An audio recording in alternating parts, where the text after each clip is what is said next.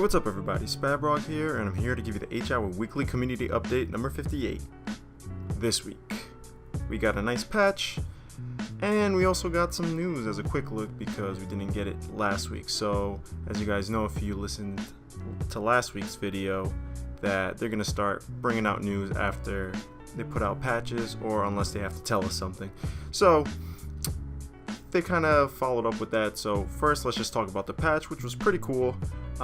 There's some things that happened to it. I only got to play a little bit this weekend, but I got the feel for it, and it was actually pretty good. The kind of theme I feel after this patch is that, not just to quote Rosie, all the low-hanging fruit has been taken out the tree. I might have said it wrong, but whatever. So basically what that means, all the little things seem to have been fixed or dealt with so far in development. So let's just talk about the patch. Alright, so it was released on the 22nd, and it introduces some new features and second pass enhancements from the September patch. So that has to do with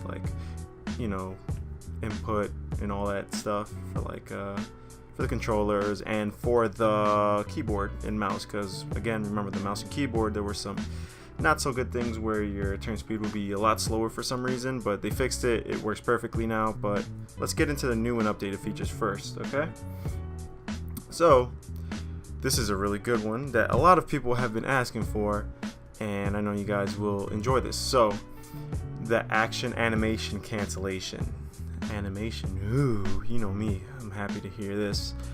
So the planting and the fusing bomb now requires holding the action key while the action is being performed. Releasing the action key will cancel the current action and allow the player to have control. So if you're not holding down X or the action key, then you're not going to be planting. So hold that down, and then if you feel like you got to move, just let go, and then you can move again. And it's pretty quick. It's quick enough to get in a gunfight. It's not instant where you let go and then you can start shooting. He has to put the bomb back in his on his back and stuff. But yeah, so that's good. And there's also a little visual indication of progress. So you could see a little bar circling around.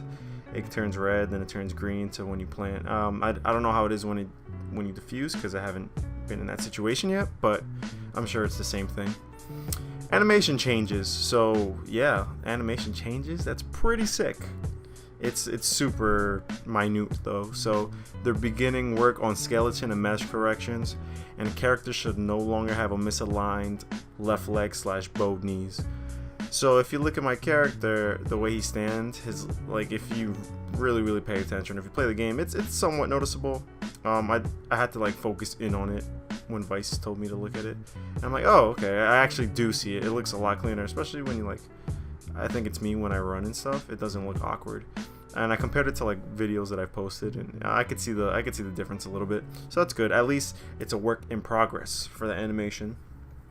I'm gonna talk about the animations in a bit, in the quick look. So just stay tuned for that. But yeah, so the improved kill feed additions. So now we have a headshot indication. So no more, if I get shot and I die right away, I'm like, okay, was that a headshot, or did I get did I get gangbanged by 3 guys or whatever. So that's good, and it looks cool. Satchel death indication. Okay, so you get satchel death. It tells you. And the satchel's explosions are suicides for all victims, no kill or TK points. So now the person who plants the bomb, they are not going to get any points or any kills for blowing you up by accident. If you're trying to defuse and then maybe you're 0.2 seconds off and you die, that's good. C4 kill indication and kill feed. Okay, so if you kill somebody with C4, that happens. Credits for kills or team kills to the planner for C4 explosion deaths. Credit for kills to the detonating player for explosion deaths. And player will be penalized for team kills. So if you blow up the factory bridge, you'll get a kill. But if you kill your teammate, you get a team kill. And now they show up in the kill feed as well. And the kill feed display for deaths by falling. So now, before, when somebody would die or commit suicide, from falling off, there would be no indicator. Sometimes you'd be in a 1v1 and somebody falls off the map or something, and you'd just be like, okay. But yeah, suicides deduct from player score, so that's cool. And new player statistics added. I know statistics, a lot of people are hit or miss. Personally, I don't care for it right now. I think there's more important things. But these are pretty cool statistics to look at. So H-Hour will now track player statistics for headshots, suicides, and bullet hits. So that's cool that it registers bullet hits. That's a pretty unique one for me. So let's kind of CSGO-ish. So you can see how much. I don't know if it's going to say for how much damage. Yeah, it says, since bullet hits is a new value, player's accuracy value will be exceptionally low without SOF resetting the stats. Accuracy is dependent upon bullet fired and hits. We are not planning a stat reset at this point in development until obviously later. But yeah, so they added another thing for security changes. I don't know what this means, but it's a default .input.ini. It's a list of locked core files and allows you to, it relies on consistency of its entries. Basically, I don't know. Something. Oh, one thing I want to note, when you download the patch, you have to verify your game files, the integrity of your game files. So when you start, right click your game in the library properties, and then I think it's like local files, and click verify integrity. And then because there's like some weird thing, like if you don't do that, you'll go in the game and then your escape button doesn't work. It's really weird, and it takes like really long to load. It's weird. It's better just to do that, get out the way. But yeah, here's some things. There's second pass to the content added in the September patch. So this has to do with like movement, camera shake, input settings, all that stuff. So there's a little thing that I've had trouble with, and I feel like it will confuse some players. So if you're just getting into the game and notice that like it feels slower, I got you. I'll explain how I dealt with it, right? So first off, let's just get into it. Movement system changes. So the strafe and backward speed slightly increased. I was kind of used to the slower one. I'm gonna play more this week. I'm gonna try my best and see how I felt. I played with controller for a little bit last night, and I felt like I could actually like win gunfights still. So that tells me that it's good. But I just gotta get used to it. I hope it slows down again though. Personally, I think it was at a good pace, maybe a little bit slower. But yeah, so improved controller input handling for movement and look. I don't even know how. Proper control across all peripherals for movement, and controller / mouse for and look input when in scoping binoculars. Wow, I did not know that. I didn't even bother to scope in. So apparently you could like scope in and get the right control. Wow, that's good. And the reworking of the turn speed so that players across various hardwares and input settings have consistent and desirable results. See, this is a thing in the community that's hit or miss, right? So before, if you turn too fast on your mouse, your DPI would lock, right? And you couldn't turn the full range of your DPI. It would just like lock up, and then you'll kind of slow down. So a lot of people didn't like that. Personally, I liked it for a little bit, but I saw the annoyingness, like especially when you're up close and then you have to do a quick turn. We're playing on mouse and keyboard. We're playing on PC. I always tell people until we get the PS4, just deal with PS4. But there's some controller hardcore dudes out there, and I gotta say I've done pretty well on controller since this patch, since they put the settings in, and I've been doing fine.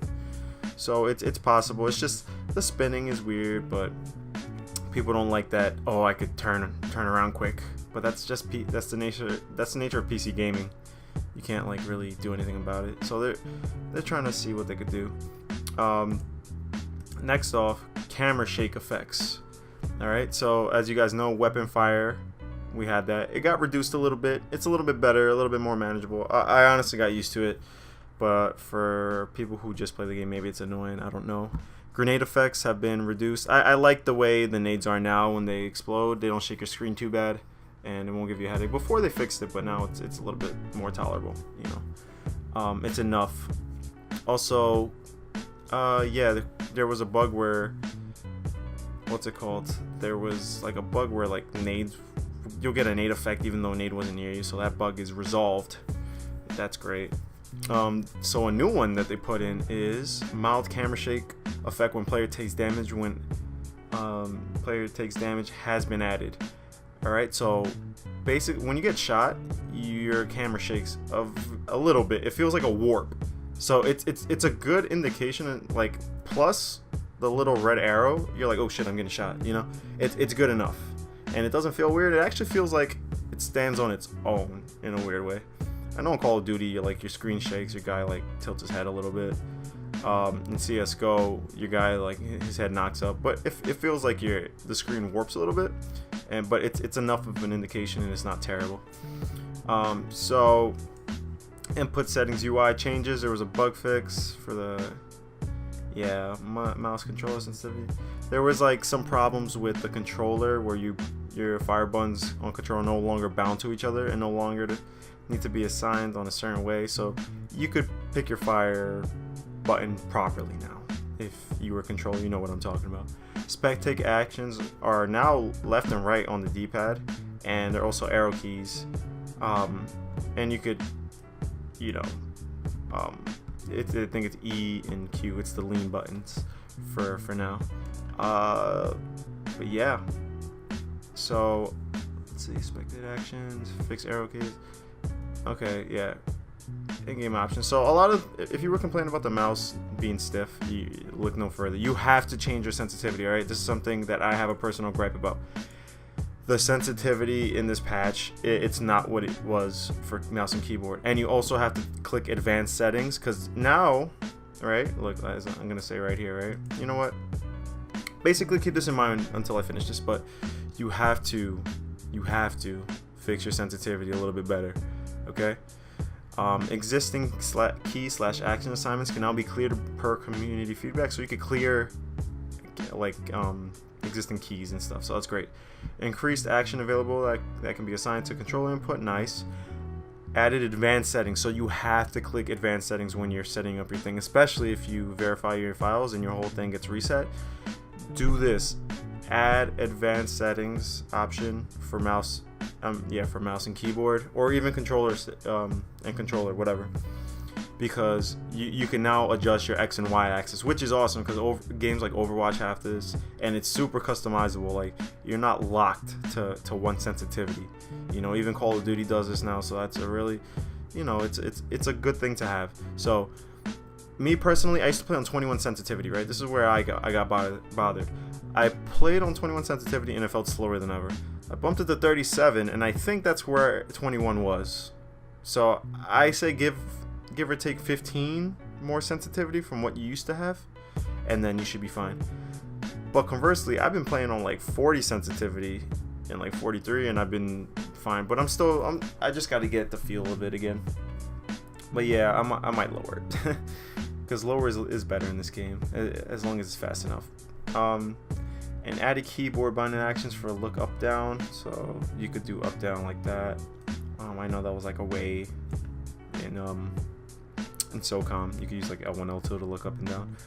Spectate action has been added to keyboard bindings and is bound to the lean left right as with this also means that left right will no longer change spectator character, right? And general changes. Bug fix. Bug 246 fix, auto spectate will now be cancelled if player manually changes to another player first. So that's awesome. Next, when Find You is checked on the leaderboard, the player's entry is now brought into view. So that's good. Going to the player profile stats, no longer flash displays the leaderboards. So as you can see, that's a pretty bulky patch. Okay. So basically, they touched up. They got second pass on the movement. The movement's better. Make sure you touch your sensitivity properly, guys. All right, that's my biggest gripe, because if you knew what it was before, you're gonna have to like look for it a little bit better. So I say give or take 15 from what it used to be. So if, like for me, 21, put it to 36 or 37 should be fine. But I'm experimenting again because I've been playing CS:GO. Haha. But yeah, so we got a patch. Right. Sorry, I'm like reading over here. I don't want to be redundant. So we have H-Hour community news for 24th of October 2016. So let's, I guess I'll just read the whole thing.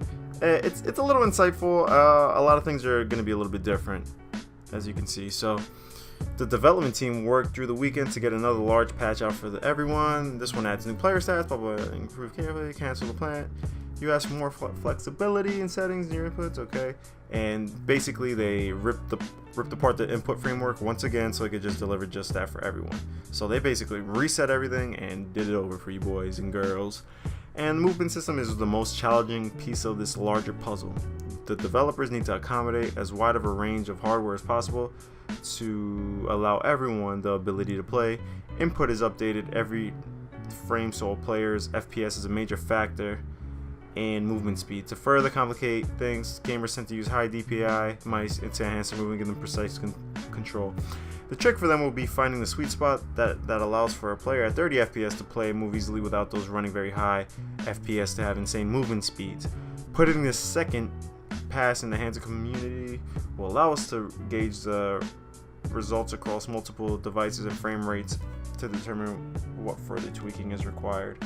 Based on the early reports, expect this feature to receive a third pass. So they're really trying to get like that nice, happy middle ground. So give your feedback, be angry, whatever. It helped this patch. You just can't be too emotional. As long as you state your reasons and complain enough, they'll probably accommodate you. So they have a thing right here that says around the studio. It says a lot of you guys might ask what happened with the animation studio. So they finally submitted their work and the preferred plan, and they showed the plan and costing to us early last week, which showed their preferred plan was to create all new characters and animations. A very expensive and time-consuming approach that we felt would delay game development and burden the studio. Yeah, that's where it hit me. I'm just like, ugh. Keep reading below, folks, for more information on what we have planned to do with the animation and other work for the game going forward. Alright, so I guess they're taking an idea that we all kind of like talked about, right? And since April, the development of this game has been in the hands of volunteers who are former staff or talented community members with skills to offer. One thing these folks have in common is a shared passion for H-Hour vision. So we all have witnessed the amazing transformation and improvement to these these dedicated individuals we have brought. Jason, Rick, and Rosie, the best team anybody could ask for, have all expressed their wish to continue working on H-Hour and delivering us the final release. There you go. I hope you all will join me in thanking them for carrying the torch. Basically, Jason, Rick, Rosie, we love you. Rosie, I love you. You're always helpful. Jason, you're a god. And Rick, I don't even know who Rick is. I think Rick is a programmer, and if he's helping Jason, I love you too, buddy. Based on the success we have seen that comes with having a passionate, skilled folks on the team, we're adding 3 more individuals who step forward and offer to help with upcoming deliverables. Welcome Brian, Fred, and Selfless One, to the development team. Brian will be taking on the audio and video engineer role for the studio. So Brian, thank you. He was educated in music theory and performance arts, performed in orchestras, jazz ensembles, theaters, bands, and has experience in audio/video editing and graphics arts. He is an avid gamer that has played countless hours in SOCOM 2, 3, and Combined Assault wants to use his experience to capture the feeling of SOCOM and bring it to H-Hour through audio and visual design. So Brian, thank you for stepping up, man. I appreciate it. We'll be here giving you the feedback. Please be tolerable from the guys in the community. We love this game and we want to see it through. And I'm actually very hyped for this because I'm big on audio. I feel like people need to be immersed visually, like anything that could, anything that pertains to your 6 senses. You need that. I mean, obviously we can't taste, but seeing, hearing, I guess we touch our mouse and stuff like that, but hey, those are good. And next, Fred will be responsible for animations. This is my man, 100 grand. I don't know him, but this guy is definitely important. He is in his final year in game development, has excelled at character rigging in Maya, I guess that's like a program.